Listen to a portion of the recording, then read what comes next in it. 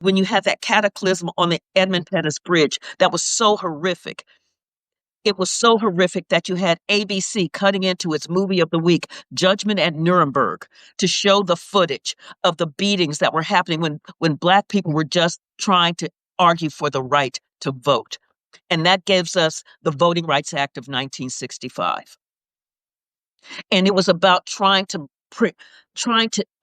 bring structure to the 14th and the 15th Amendments, trying to undo the damage that court had done during the Reconstruction era and during the Jim Crow era. Can I add one tiny little footnote to that? Because I think this history is so fascinating. And as a lawyer, we study the law. I love the historical nuance that you put on it. And I've actually, a tiny moment of self-promotion. My first book is about to come out. I've studied this era and written about it. And one utterly fascinating little footnote that I found was, you talk about how they cut in on television to show footage of Selma.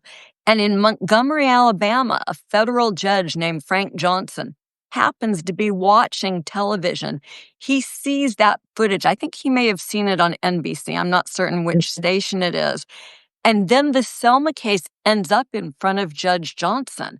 And he is not deceived by what he's being told by the state of Alabama and ultimately orders federal protection for the marchers. I mean,